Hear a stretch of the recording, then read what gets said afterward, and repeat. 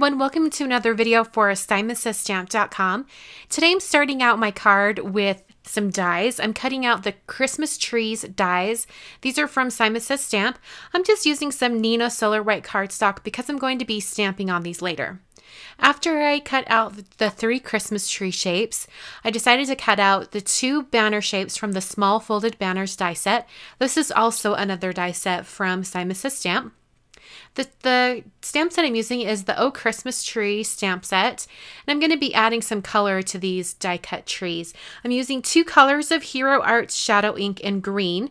I'm using Field Greens, which is the darker green, and Green Hills, which is the more of the bright green. So this is Green Hills, and I just stamped the entire surface of that tree. I went over it with the darker green to add some subtle lines, and then I added a red ink. This is Red Royal. It's also a Hero Arts Shadow Ink. Just adding some Christmas ornaments. I then stamped the other 2 trees with the different green colors. On the smaller tree, I first stamped in the light green and then stamped over it with the dark green with the stripe stamp. So for the banner, I'm using the Small Folded Banners Holiday stamp set, and I just stamped the sentiment of Happy Holidays. I'm using some Chestnut Roan ink from Colorbox.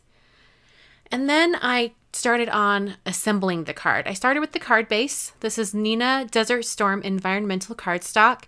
This is a standard size card, so it's 4 1/4 wide by 5 1/2 tall. And I'm going to be stamping on it with this really large 6x6 background stamp from Impression Obsession.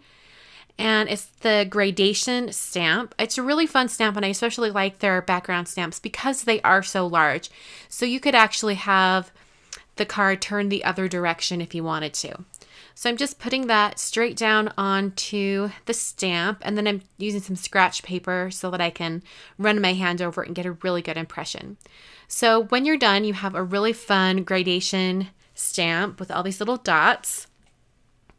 The folded banner, it has little score lines on it to help you fold it where it needs to make a dimensional banner. So I just folded those down really carefully. The score lines are pretty subtle, so you have to be really careful and, don't try to bend it too quickly. Cut a strip of peppermint cardstock. This is from Basil. It's from their card shop collection, and it's 2 inches wide and just shy of 5 1/2 tall. And the 2 inches wide is specifically that size for the small banner, and you'll see what I mean here in a minute when I start assembling the card all together. Decided I wanted some green on this middle-sized tree, so I took a blending tool and that same bright green color, the Green Hills Shadow Ink, and brought that color in on the sides using a craft sheet and the blending tool. Just made it a different color, and then applied some foam adhesive on the back of that red cardstock, placed it on the center of the card, and then I moved on and started to do some white dash lines around that red piece.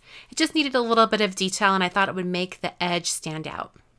So the banner fits exactly perfectly on that little edge because it's 2 inches. If you fold it just right, you'll be able to have it on there with a 2-inch cardstock piece.